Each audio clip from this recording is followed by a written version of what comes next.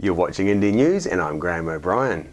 Nelson Residents Association held the first National Residents Conference in November to form a national body that will represent the many residents and ratepayers groups from around New Zealand as a means to lobby for legislative changes and collate the many misdemeanours of council. The conference was well attended by representatives from many ratepayers and residents associations from around the country, with over 100 people attending the talks given by Dr. Catherine Strong, a senior lecturer at Massey University, Jared Coburn, a specialist in organisational and community development, and lawyer Jordan Williams of the Taxpayers Union. The Ratepayers Conference also heard from disgruntled ratepayer Bruce Rogan from Mangawhai in Northland, who spoke about the community's long-running dispute with the Kaipara District Council over the legality of their rates after a $60 million cost blowout on the district's wastewater scheme. This is an issue which should serve as a warning to all ratepayers and as an example of council's officers and officials' bad decision-making processes, leaving ratepayers to carry the costs of overruns for decades. There's a lot of passion in this conference already. We've got it rolling. There we go. And on that note there, I'm going to pass this over to Bruce Rogan because he's got plenty to say straight away. So here we are. I'd like to welcome Bruce Rogan here to the floor this morning. I'll catch up with you later on, ladies and gentlemen. Bruce, it's your floor. Thank you, John. Morning, ladies and gentlemen. It's lovely to see all of you here. I'm going to probably repeat some of the things that John said. I'd like to say that this is not my conference or John's conference or Nelson's conference, it's your conference. And if you go home without having had an opportunity to say what's on your mind, then that's not good enough. We want everybody to put in their issues, concerns, views, somehow or other, during one of the breakout sessions or during questions while people are speaking. We want to be, let's all be involved in this. Let's not just have an audience with a whole lot of talking heads. Okay? So that's me giving you a lecture. Now, I'd also like to thank the Nelson team for what they've done here. We wanted to have an event that was more or less fair in terms of cost of accessing it. And Wellington was one choice, but no one in Wellington put their hand up indicating any enthusiasm for running an event of this kind. And Nelson's the next most central location in it.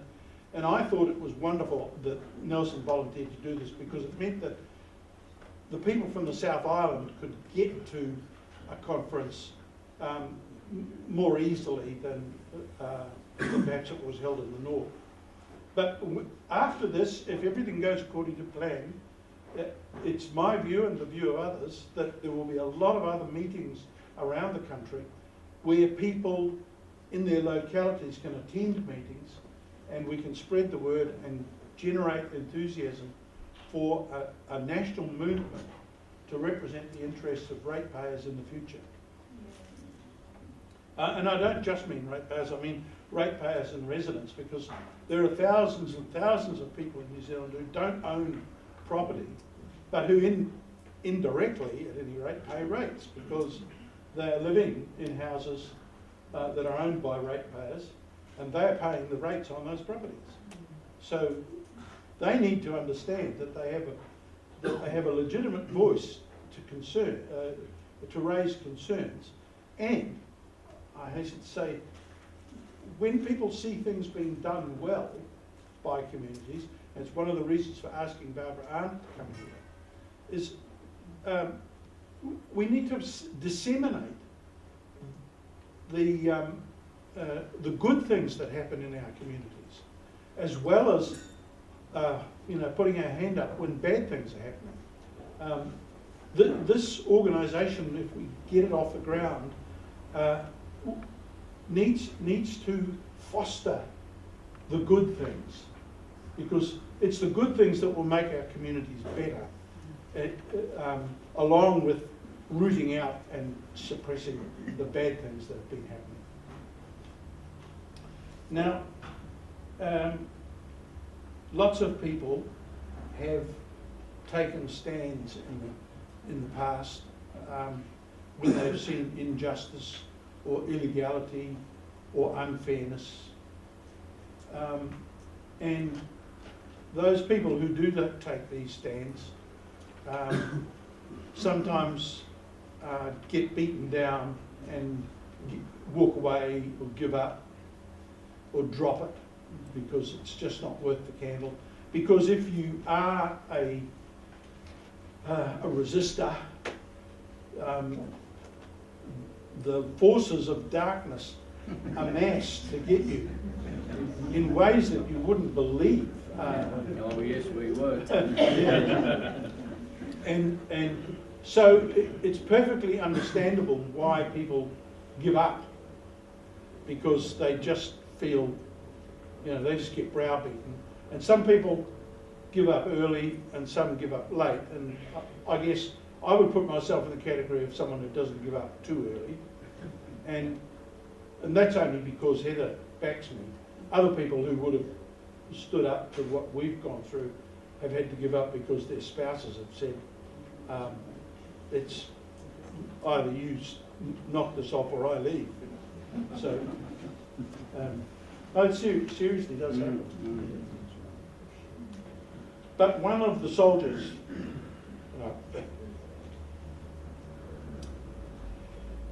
get a bit emotional about this, is Penny Bright. Excuse me. Yeah, that's fine. Excuse me, in the meantime, could we have the housekeeping, please? Where are the toilets? What do we do in the case of a... I have no idea.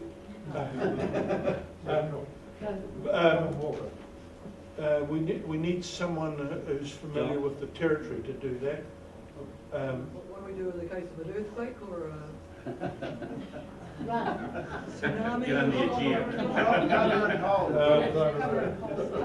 Is there anybody locally who can take us through where the exits, where the The toilets? exit's right behind you, John. Look, it's right behind you.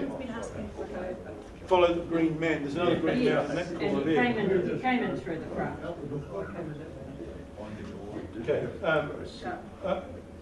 I think the procedure in the event of an earthquake is if you can get under a doorway, do so. My apologies, Bruce, there for not doing that. Emergency egress there, out through those doors there, and you also assemble in the car park. We can go through that one where Marty's holding the door there. The toilets are actually out here, so and there as well. Yeah, so yeah, I do apologise for that. Thank you. Is that satisfactory? Yeah, thank you very much. So that enabled me to recover myself. But Penny Bright, when we started challenging what was going on in the Kaipara District Council, Penny Bright appeared on the scene and lent us a tremendous amount of support in one way or another. And as we went through the legal processes of attending court hearings, she found a way to get herself to all of those things and generally just provide us with support. She waged a campaign against illegality in Auckland on her own, essentially. I mean, the team that she had, but she had a team of loyal supporters, but she soldiered on year after year on her own. She withheld her rates on principle because she said there are certain things in the legislation that a rates demand must contain, and there are certain responsibilities on councils to explain what they're doing with the money that they forcibly take off residents. And you haven't been doing it. When you start doing it, I'll comply with your requirement that I pay rates. And they said, well, we're not going to start complying because where would that lead? You know? Next thing, we've got a law-abiding community. So she said, well, if you're not going to comply with the law, I'm going to continue to stand out against you. And one of the most telling things, I mean, Penny wasn't a lawyer, but so she didn't have the skill to articulate the legal arguments. And in any case, she didn't have the access to legal advice that costs an absolute bloody fortune. There are probably lawyers in the room, so they're bound to think that every penny that people spend on lawyers is well spent. But I mean, our own struggle to date has cost us over $500,000. Now, that's not Heather and my money, although we have put quite a lot in ourselves, but that's the Mangawhai community has basically stumped up $500,000. And they've also, of course, paid their share of what the councils have spent, again fighting us, which is now nearly $3 million. But Penny waged her battle without being able to go to the courts, until, except in situations where she was dragged into the courts by the councils, suing her in one way or another.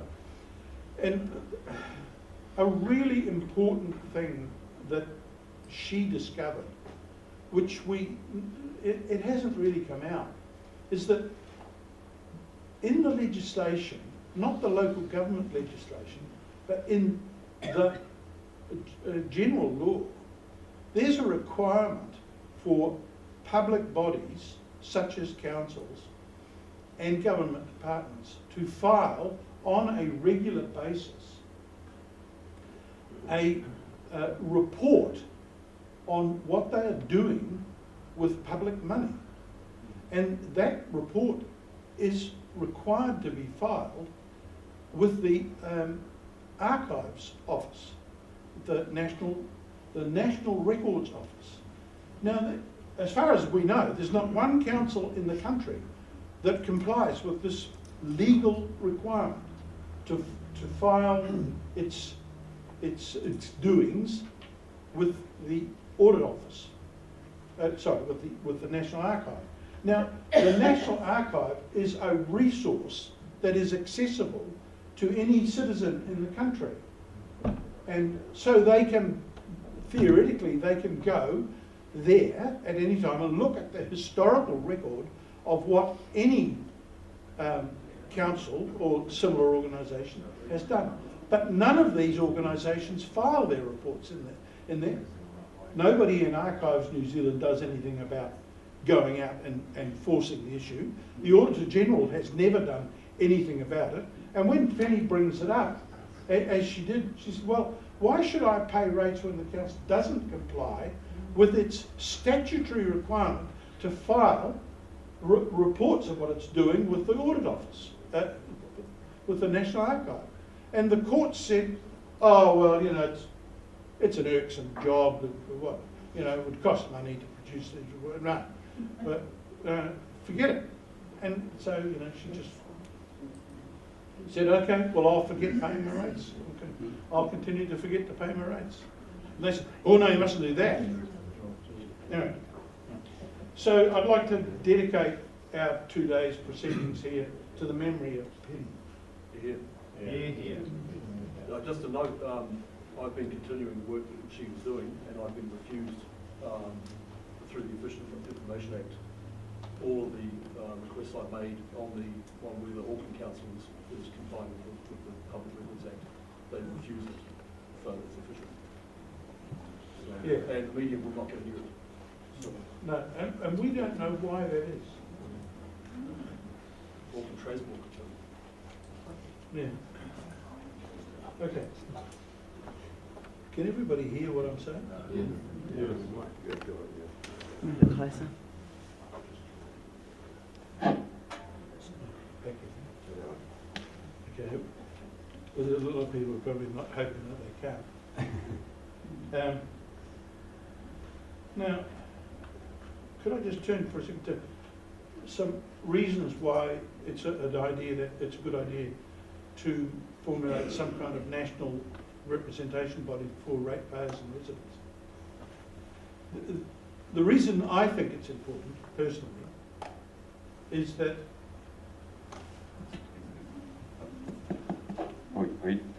Works for me. That works all right, doesn't it?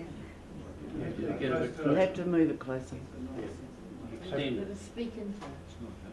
I'll be swallowing it.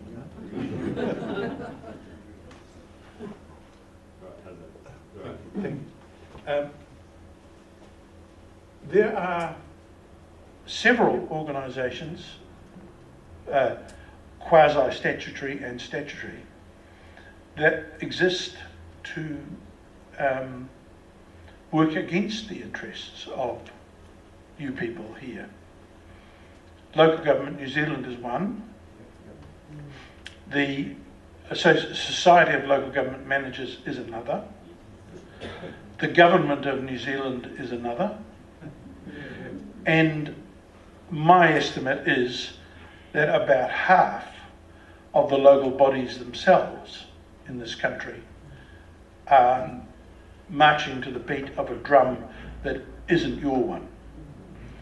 And there has never been a coordinated ratepayer view presented to central government or presented to local government. And so we are divided and ruled all the time.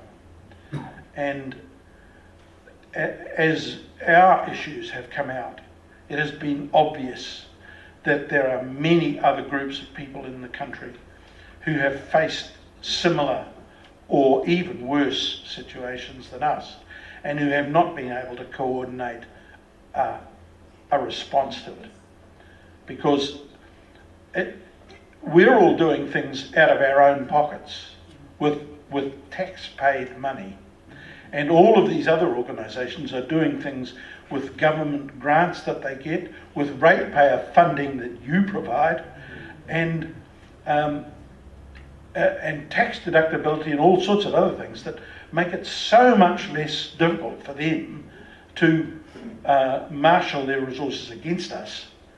So we need to get cleverer and start being more efficient and more focused on making sure that the legitimate interests and rights of ratepayers and residents in this country are heard and taken notice of.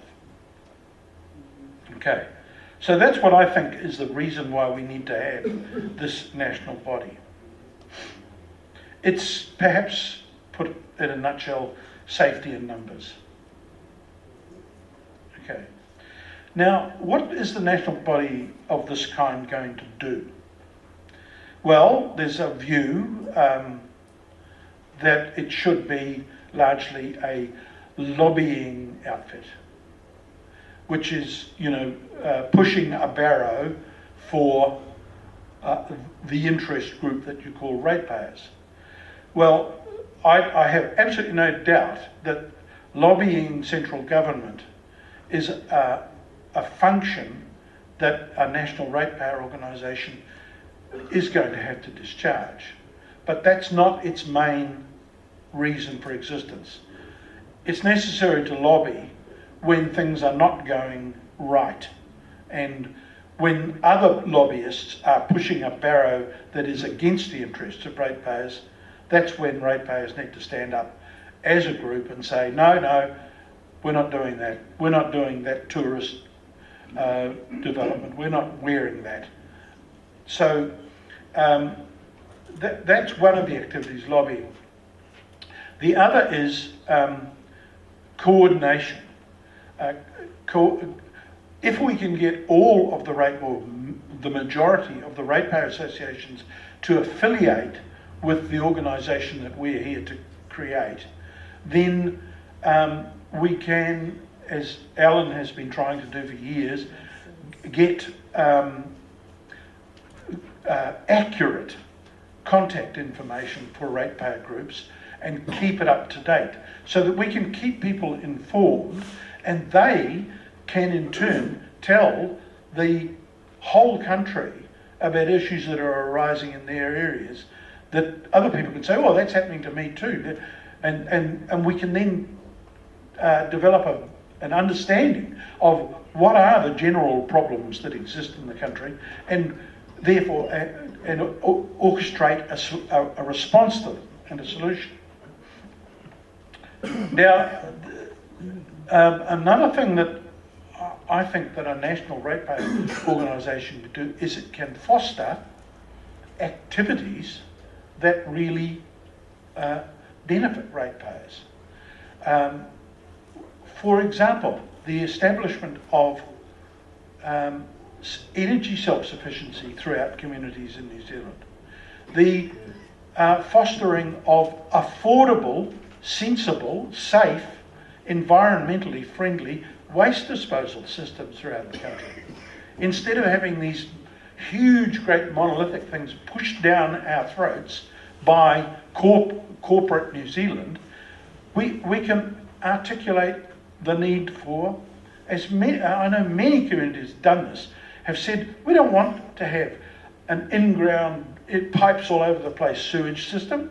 We want to have a properly managed on-site sewage disposal treatment system, like we've had in the past, but brought up to date. A lot of them want that, and they cost a fraction of the amount of money that these high-tech things, well, they're not high-tech. No, low-tech. Yeah. So that we could foster, I mean, even getting to the point of actually doing deals with people like the big energy companies to facilitate the uptake of photovoltaic cells and wind turbines and things like that around the country. So we can do things that will reduce people's costs and reduce their dependence on Big Brother, which I think a lot of you would be enthusiastic about. Okay. Now, rates are not simply fees like a telecom bill. Rates are a coercive tax. That is to say, councils are granted powers, very draconian powers, to exact money out of you. Now, the way the legislation was written, the power to exact the money came with a set of responsibilities to account for the money and to demonstrate why the money was being taken. And what has happened, because of apathy and because of active collusion by various interest groups, the coercive tax part has stayed there, but the accountability part has never been developed. So councils are coercively taxing you, and if you, the ratepayers, question why they're doing it and what they're doing it for, they are aghast and say, well, you've got no right to ask questions like that. And that was the sort of question Penny Bright asked, it was the sort of question we asked, and they're prepared to spend millions and millions of dollars suppressing the ratepayers' legislated right to be informed about what's going on. So rates are not an ordinary debt in the sense of a debt to your power company or your telecom supplier. They are a coercive tax, and they should be administered exactly as the statutes require. And today, I can tell you all, they are not. Right. Now, I thought I'd give you a little potted history of the Kaipara scene, but am I going on too long here? No. Bruce, we're enjoying your conversation. Just carry on, please. Thank you, Ned. Thank you. That was John who said that. The rest of you may not share that view. Okay. What we could do is get bogged down in anecdotal stuff during the course of these 2 days, because we've all got horror stories of one kind and another. So we'll just have one. We'll have the Kaipara one, and then and all of you will see similarities, I'm sure. The Kaipara District Council appointed a CEO by the name of Jack McKercher, who came out of Southland. He was actually fired from Southland, but they did it in the way that councils do it. They fire them and they give them a glowing reference. And then, so they pop up somewhere else with the glowing reference. And the inbred council where he arrived, over on the west coast of the North Island, said, my goodness, you know, well, they had to have it read to them because most of them couldn't read it. But I said, what a gem this guy is. We'll have him. So they appointed him to this role, and that was a terrible, terrible day for the ratepayers of the Kaipara District, because he's a horrible piece of work, but he's no fool. And he set about, the very day he got in there, he set about cutting the ground out from under the councils, getting dirt on them, getting them various favours, which he then later made it very clear he would call in. Right. All sorts of things that he did to get into a situation where he could manipulate the council and its staff. And then he started doing deals with people like Becca Carter, and there's probably someone from Becca Carter here, so I'll end up with a defamation suit, but they wanted to create another Hamilton. That was what they said. They said that we could have another Hamilton approximately the same distance north of Auckland as we've got south of Auckland. And so we could have, 100,000 people living there in a matter of 20 years or so. And all we have to do that is put the infrastructure in place. And the locals can pay for that infrastructure, and then the property development boom can take place. And McKercher said, yeah, that sounds good to me. So the east coast of the Kaipara District was chosen as the place to do this. And so all the necessary steps were taken to force a massive reticulated sewage system on the community of Mangawhai, which is where I live, Heather and I live. And the community fought it in a very civilised and polite and gentlemanly way. We went to every meeting, the community went to every meeting that the council organised, where it was floating these ideas about its sewage system, and the community kept saying, long before there was any formal consultation about the matter, look, this is a dormitory suburb. 80% of the houses aren't occupied during the week. It's bloody ridiculous to have pipes in the ground not taking sewage away from these places 80 or 90% of the time. Why don't we agree that there are a whole lot of underperforming septic tank systems in the district which need to be fixed, and why don't we create a framework for any new sewage treatment that means that you treat your sewage on site, or you treat it, when someone's doing a development that maybe it's got 10 or 15 sections, you put in one system and they all get treated together. But we put in systems that are standalone and manageable.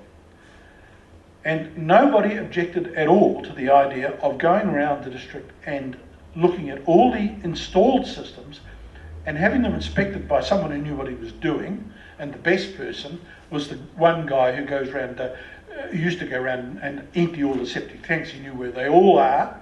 He knew the state of all of them, and he could easily just go with a check sheet and say this one needs to be fixed, etc. So the council just studiously ignored all that input and eventually said, oh, don't worry, we'll take that into account when we consult you. Well, they came out and did a consultation, said, no, we're going to put up in a $17 million system, which will service 2,000 properties, and it'll be wonderful for everybody. We can have smaller section sizes, which, as far as we knew, nobody wanted, but okay. Well, yes, of course, there are always people who want smaller section sizes, ones who've got big sections who want to subdivide them, but okay. So eventually they just forced that down our throats and said, well, that's what we're going to have. So off they went to do it. And the community said, oh, well, it's not what we want, and it's a hell of a lot more money than we think is justified, but you know, you have the power to do it, so do it. A year later, the system had already blown out to 35 million from 17, and they said, don't worry, because this $35 million system is going to cater for 4,000 connections instead of 2,000. So the per connection cost is pretty much identical to what it was going to be at the beginning. And so that was the consultation process that they went through to persuade everybody that it was a good idea to go for the $35 million. Okay. What we discovered sometime later was that they had already let the contracts for the $35 million upgrade to the original scheme before they ever went anywhere near the community to tell them that they were going to do it. So it was an invalid, bogus consultation. Okay. Time went by, holes got dug in the ground, plant got installed, and in 2010 they couldn't keep it off the books any longer, so it went onto the books and they had to pay the contractor for the system. And how much was it? What would 10% more than 35 million be? About 38 or 39?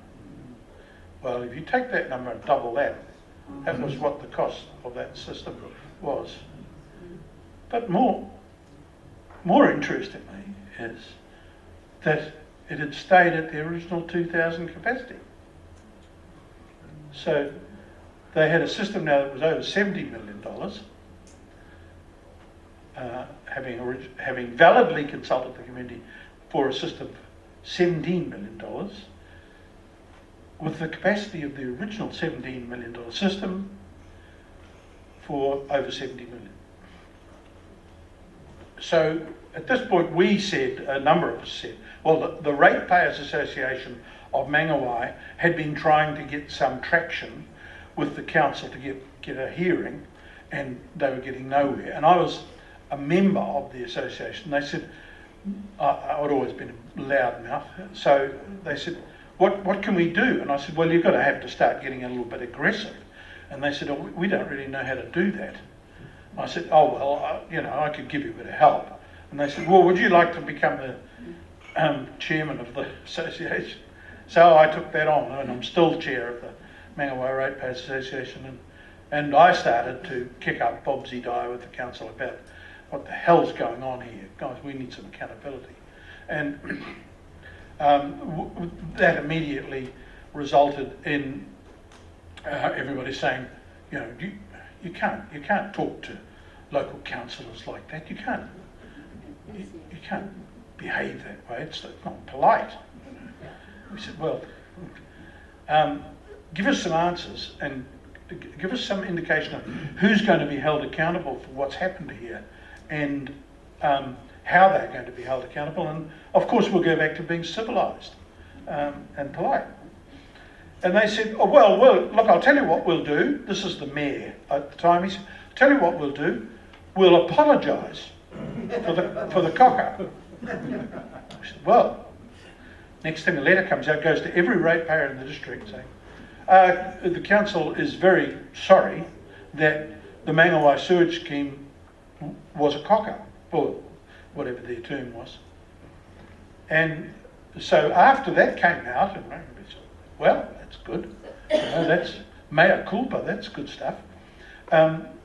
We then went to them and said, at this time I was talking to the new CEO who had, McKercher had gone, with a golden handshake of like 240,000, wasn't it? At all. Yeah. And a glowing reference, of course. And a new guy had taken over, a guy called Steve Ruru, who's now down in Southland, where Kircher came from. And Steve and I had known each other from our days in the public health system. And so we actually had a civilised relationship.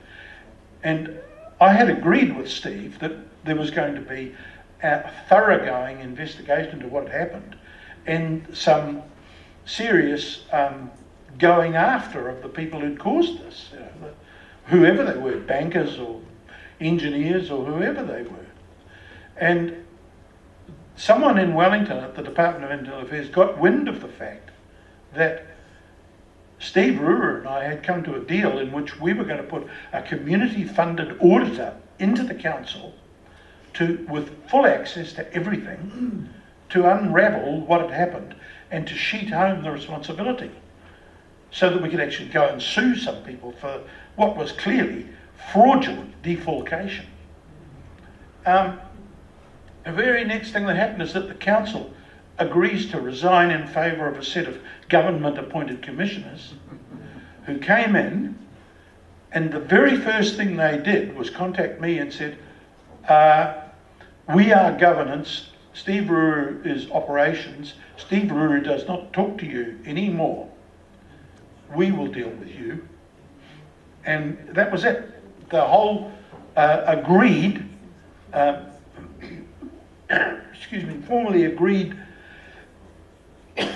understanding with the former council that an auditor would be brought in, a community focused auditor would come in. All of that wiped away, just wiped away. So then we knew we were in trouble. So Clive Burnham, who's a retired lawyer, he then started to go through what had happened by studying all of the council resolutions, all of the council decisions and actions, looking in detail at compliance with the Local Government Act and the Local Government Rating Act, and found pages and pages and pages of shortcomings. They then, he supplied that to the council and said, what are you going to do about this? And they called in Simpson Grierson, who's the go-to lawyers for local government right throughout the country. And a guy called Jonathan Salter, who's one of their local government kings, he looked at this cheat sheet that we'd come up with, 20 or 30 or more things, and said, oh bloody hell, if any of these were placed before the High Court, they would all be declared invalid and the council would be in serious trouble. So the council, well, what should we do about that? And Jonathan Salter said, well, the solution to this problem is to get the government to wind the clock back 5 years and say none of this ever happened. Which is exactly what they did. But before that happened, we went to the High Court and filed for judicial review of all of these illegal decisions. Now I want you to understand this. We went to the High Court before there was any sign of retrospective legislation. Okay? The first thing that the council, Simpson Grierson, did when we filed with the High Court was file a strikeout application with the High Court. Now, they knew it was an absolutely unmeritorious strikeout application, but they did it because they had already decided they were going to get the retrospective legislation put in, so they were buying time. So a hearing that should have been the hearing for the judicial review took place to hear the strikeout application. And the judge took one look at... Can you tell me what timeline we're here at this point? What year will we at? This is 2012. Right. Sorry, yeah, Thank you. 2012. And late in 2012, the strikeout hearing took place. And the High Court judge at the time, who's now not a High Court judge anymore, a guy called Justice Paul Heath, he took about half an hour, I think it was, wasn't it? He just read through this strikeout application. This is bloody nonsense. There's a case to answer here. I think he even said you're trifling with the court, sir. You know, and he biffed the whole thing out and said, no, this matter's going to be heard. But the damage had been done because then a fixture had to be scheduled in the court to actually hear the case.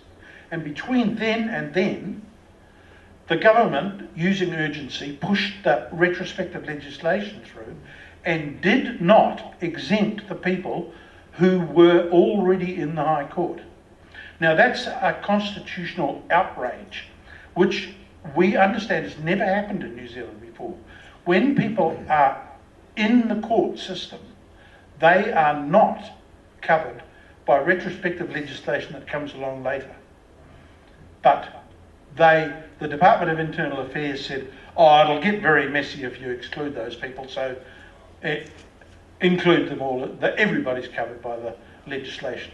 So we arrive in the High Court with our case, arguing all these things that were wrong with the legislation, with the decisions of the council. And the court is blinded by the fact that those things no longer had happened. Right? They were valid and were always valid because of legislation by Parliament. And I went to Phil Twyford when all this was happening and said, for Christ's sake, Phil, you know what's happened here. You know that these bloody cowboys in Kaipara have flouted the law right, left and centre.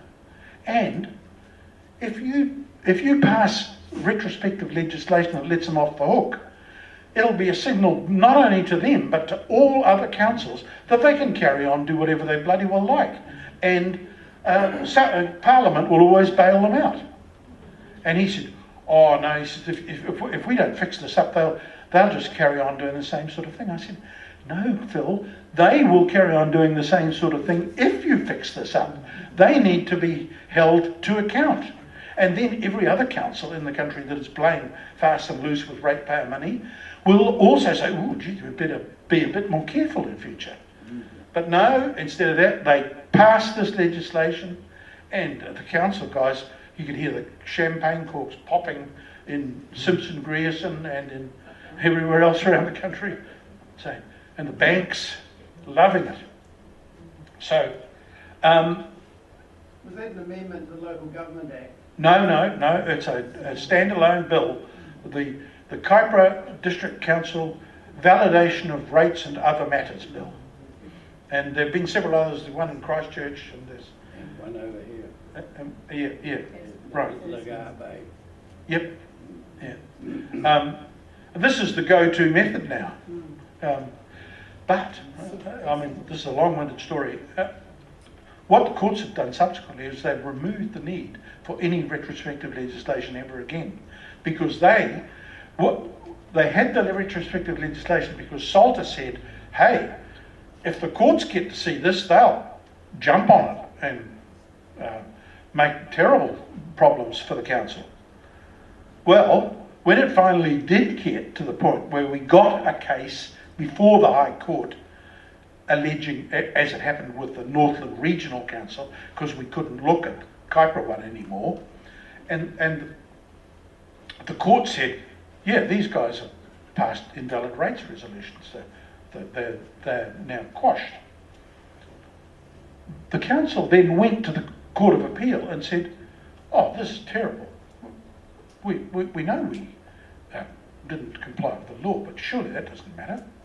And the Court of Appeal said, must have gobsmacked Jonathan Salter, said, no, that's quite right, doesn't matter. These people are just being vexatious. And now no council in the country ever has to worry about complying with the Local Government Rating Act ever again, because the courts will just rubber stamp whatever they do. This is something that we've really got to get up in arms about, people, because democracy is just going out the back door. Okay. Well, so we got donged and donged and donged. But at the end of the day, Heath said the council entered into an illegal contract to build that sewage scheme, and it borrowed money illegally to build it. Now, he then turned around and said, but despite that, the ratepayers can pay for it. And we said, well, hang on a minute, God, surely to God we don't have to stump up money for illegal activities. We can understand, you know, when a council says it's going to spend 20 million on something that spends 22 million, that the ratepayers have sort of just got to knuckle down and find the other 2 million. But not for something that's blatantly declared, formally declared illegal, surely? Shouldn't someone else be held to account for that? At least shouldn't someone try to hold someone else to account for that before you turn on the ratepayers? And the answer was, oh no, the ratepayers can pick up the tab. So now we're settled with this 70, 80, 90, whatever the amount of money is, and nobody knows, $1 million debt. And we've been settled with it by the High Court. Okay, so the latest chapter, which is right hot off the press, and I'm coming to an end, you'll be pleased to hear.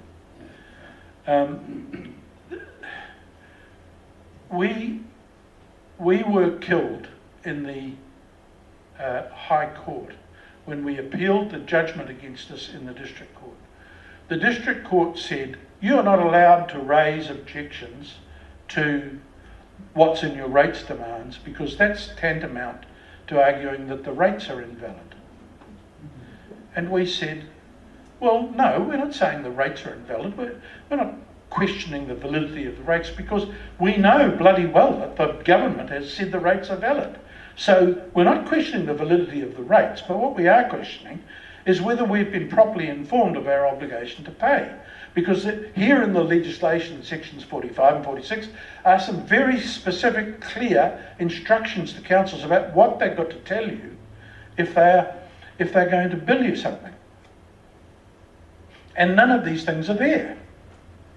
And Derrida, the judge in the District Court, said, doesn't matter. Well, I'm not looking at that, because section 60 prevents you from raising those defences. So this is like you going to court when you don't pay a telecom bill because they sent you a bill for $1 million that should have been 100. And you go to court and say, well, you don't pay it. So telecom takes you to court and says, we want our $1 million. And the court says, well, do you? Okay. Can you show me what you supplied to Fred here that's worth $1 million? I said, well, we provide him with telephone services. I said, well, everybody else gets those telephone services for $100. Why are you charging him $1 million? Oh, well, our computer printed $1 million. And so that's the bill. We want to pay it. Well, the court, what a court does in debt recovery proceedings, some of you may be familiar with them, is they say, the bill correct? Does it comply with the contractual terms that existed between the parties? And if the answer is yes, then whoever you are as the defendant must pay. If the answer is no, the court says, go away. And here's an award of costs to the person who was sued. And this happens every day of our lives. In the case of councils, though, you go to court and you say, well, the bill is defective and I'll pay it when it's correct. And the councils actually in legislation have the power to withdraw an invoice that is incorrect and give you another one, and you have to pay it if it's compliant. So there is a mechanism already there for them to fix up their cock-ups once they've been drawn to their attention. But the court said, no, we don't care about these defects. They are neither here nor there, and these people are just being troublemakers, and they've got to pay the bill regardless of the fact that the bill's not correct. So we appealed to the High Court, and the High Court said, oh yeah, go along with the District Court, you've got to pay. So we then went to the High Court and said, look, this is hardly right. The District Court has said Section 60 precludes our raising any defences. And we say that reading Section 60 as English language, it cannot possibly be interpreted that way. And the High Court judge must have had a fit of remorse or something, because she said, I have now looked at Section 60. She didn't during the appeal, she just went along with what the District Court had said. She said, Section 60 is a, what did she say, Heather? Difficult clause, and it is open to many possible interpretations. So I am granting you leave to go to the Court of Appeal to have the meaning of Section 60 clarified. Now, you're all English-speaking people, is that correct? This is what Section 60 says. Without defining any of the terms anywhere in the legislation at all, it says, a person may not refuse to pay rates on the grounds that they are invalid unless they bring proceedings in the High Court challenging the right of the council to levy the rate against the rating unit. Now, what that clause is saying is that if you take all the knots and things out of it, it says a person may refuse to pay rates if they go to the High Court and allege that the rates are invalid. Except that when they go to the High Court, the only ground that they can argue is that the rates are valid, but they don't apply to you. Right? So it's a complete and utter nonsense. And that's what we were trying to get the High Court to understand, is that nobody, with the best will in the world, can possibly unravel the meaning of this piece of bullshit in the legislation. And so she said, well, it's capable of many different interpretations, and it does warrant clarification by a wise court. So off we went again to the Court of Appeal. They forced us to go all the way to Wellington, at cost of transporting our lawyer down there. They sat and listened to the argument. Now, let me be clear here. We had leave to go to the High Court, to the Court of Appeal, on one clause, the meaning of Section 60. That's all. Nothing else is allowed to be argued. It is just that. So we're restricted, and we tossed up whether it was even worth going, given that we were so narrowly confined. But we said, yep, it is.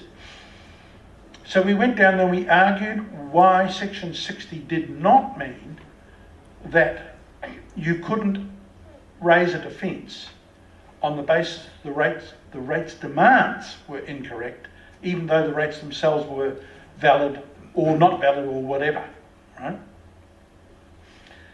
And the Court of Appeal, in its judgment, which was issued a few days ago, said, with the greatest possible respect to the lower courts, we disagree with their view that Section 60 precludes a defence.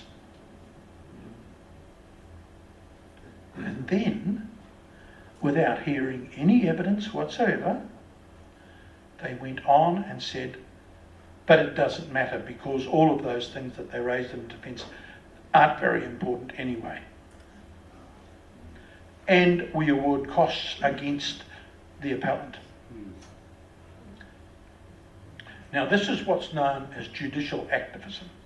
This is also known as legislating from the bench, where the courts take it upon themselves to usurp the role of Parliament. Parliament said, Section 45, Parliament said, you must put these things in the rates demand. Not you may, if you wish, put these things in the rates demand. You must put them in the rates demand. And the Court of Appeal of New Zealand had said, bullshit, you don't have to put those in the rates demand.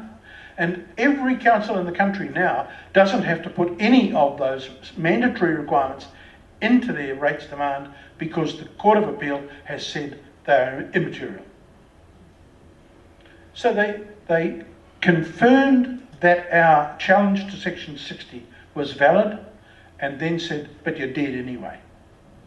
So we're trying to get the judgment recalled. Fat lot of good that'll do us. So that's the long saga. During the course of these 2 days, anybody got any questions? Anybody got any comments that they'd like to make? Oh, Bruce, I wondered, one of the mentioning that Would you ask me a question, Liz? Would you please stand up, say your name and where you're from? Bruce knows who I am. Graham Jones, I'm the treasurer of the Ratepayers and Residents Association. In the Court of Appeal, one of the comments that they made was that nobody was prejudiced. Yeah. Apart from the fact that we spent $500,000 trying to get them to obey the law. And in fact, the High Court under Justice Paul Heath declared the Eco Care, the sewage project, unlawful, and that ruling from the High Court has not been challenged. It is still unlawful. And the courts have said, it doesn't matter, nobody's prejudiced, you have to pay. It's only $70–80 million. Yeah. Thank you. So,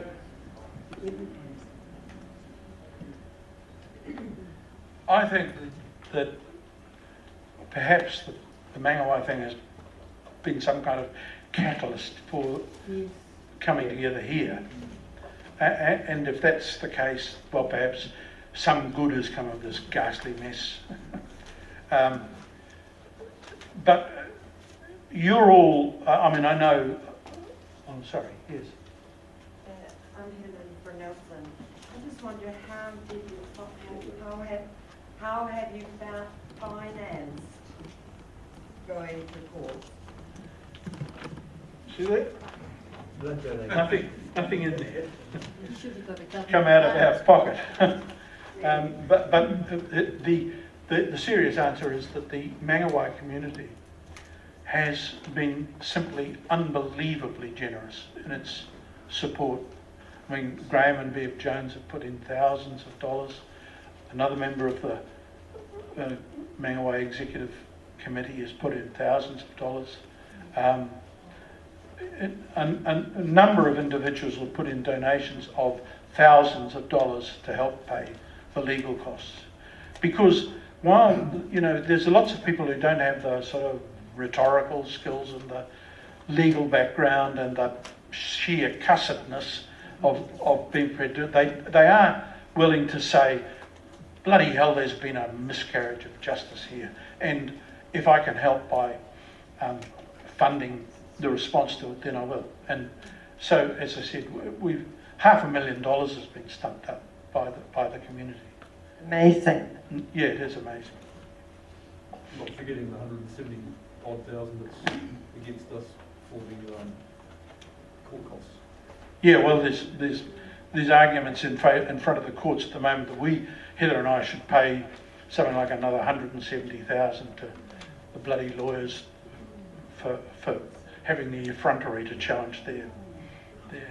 So it won't bankrupt us because we are lucky enough to get through life reasonably comfortably, but it'll bloody hurt.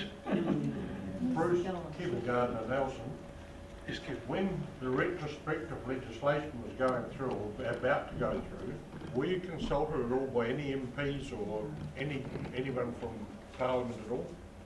Not at all. Not at all. No, What government passed it, please? the national government. With the one party sorry, there were two parties, Mana, in the form of Hone Harawira, who really did understand what a travesty of justice this was, and stood out against it because he ended up leaving Parliament. The other party that stood out against this, right to the end, was the New Zealand First Party. And Winston argued very, very vehemently against it. But the rest of them, the Labour Party, to my terrible disappointment, just took the corporate view and went along with the National Party. There was a select committee process held in Mangawhai, which is about 28 kilometres away from Mangawhai, and over 2 days, I think, was it? And then they had the hearings in Parliament, and all of those available on parliamentary TV, if you want to see the speeches. Yeah. Nobody wanted it. No. Nobody voted for it. We went to, our lawyer at the time was one Matthew Palmer, who's the son of Jeffrey Palmer. And there's an interesting little tale here, just for a second. Matthew Palmer was a barrister and took up our case. Suddenly he was elevated to QC, and then before we got to the final hearing, he was hooked out and made a judge. And we think that's part of the whole judicial corruption that goes on here. Bruce, Sorry. Tom McCrae from Hamilton Residents and Ratepayers. Who's actually overseeing our judiciary in this country? How can we get some sort of an external, world body to actually look at what's happening in this country with the judiciary? Well, there is a United Nations justice. Bankrupt as well. Yeah, yeah. I know. This would make, Sorry. Yeah. this, I reckon a good way to, Jennifer from Huntley. Good. I think that this would make a fabulous movie. Expose it. Expose it, get someone to make a movie, a real life movie. YouTube video. I tell you, and put it on New Zealand. Media. Get someone in the media to make a movie of it. Well, I tell you, it would, there will be some. Ian Wishart, get him to have a look at it. He won't go anywhere near it. Won't he? No. And nor will most of the media go anywhere near it. And Make a movie. I don't know what it is that there's something. Make a movie. I mean, in answer to your question, Tom, this country is run by the banks. Yes. I don't think there's any doubt at all. And when we were looking at essentially cutting the ground out from under all that illegal debt, and the bank said, Jesus Christ, that could jeopardise some of the most reliable lending that we've got in this country. We've got billions and billions of dollars invested in local government in the most gilt-edged investments you could possibly get, because it's not just one creditor, it's the entire community has to bail the debt out, you know. And In 100 years, there has never been a defalcation of a local body. And yet, look at them. Some of them behave like absolute bloody cowboys. And they are reckless and rash, and they've never been held to account. And there is a provision, some of you will know, there's a provision in the Bankruptcy Act for handling the bankruptcy of the council. And when Paul Heath was opining in the High Court, he said, when the council goes into receivership, what are we going to do about this and this and this? And we thought, oh, holy moly, we've finally got a judge who's actually prepared to consider putting a council into receivership. And the receivership provisions are actually very good because they protect the community. Sorry, you had a question.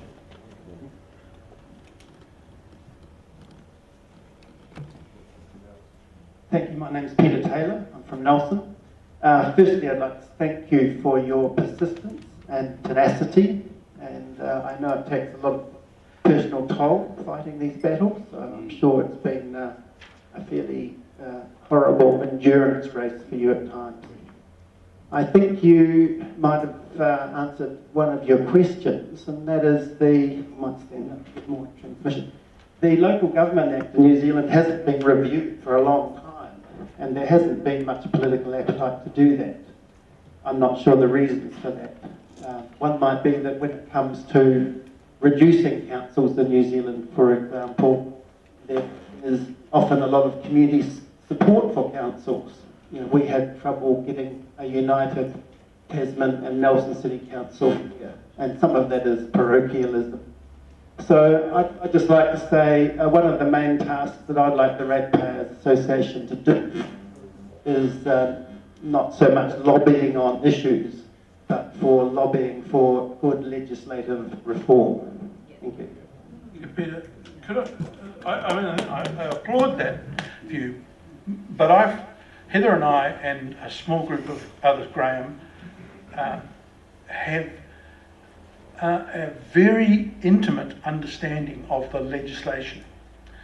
It's not the legislation that's the problem. The problem is enforcement. The legislation was written with the expectation that the Auditor General would enforce its compliance. And there are, I'm just working from memory, but I think there are 187 musts in the Local Government Act and the Local Government Rating Act. And 2 of those apply to ratepayers. The other, nearly 200, apply to councils. Things they must do. And virtually none of them, no, sorry, I won't say virtually none, because there definitely are exceptions, but many of them ignore all those mandatory requirements. Now, if nobody enforces the speed limit, you exceed the speed limit. And that's exactly the same thing.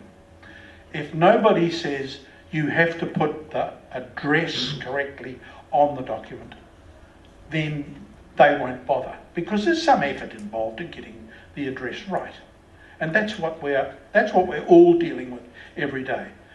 Now look, you can pay your rates bill with errors in it. If your view is that the council is acting in good faith and it's just sort of left a few things out and that they're not materially affecting you, well, you can pay the rates and life sails on.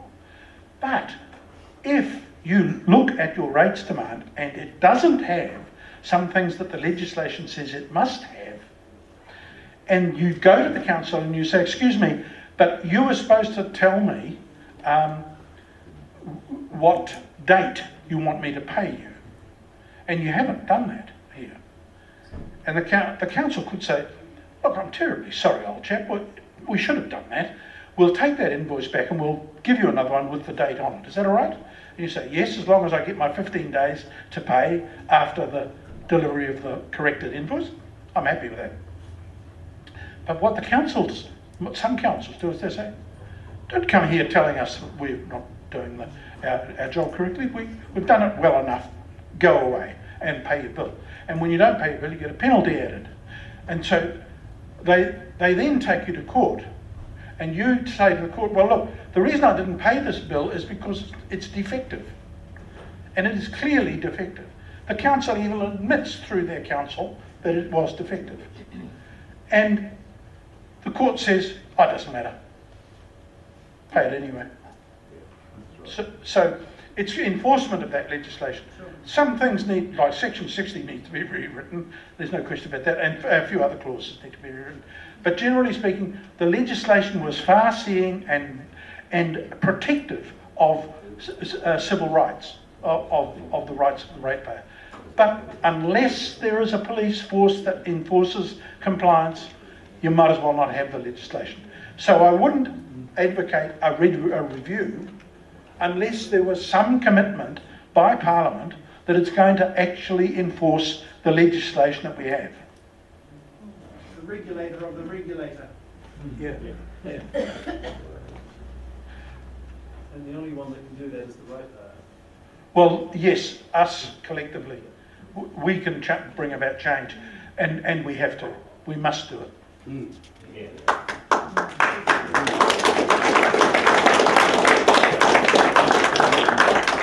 Thank you very much. Thank you, Bruce. You know, you talk about doing a movie. Even Alfred Hitchcock couldn't write a better script. It's so frightening, isn't it? That's what we're up against.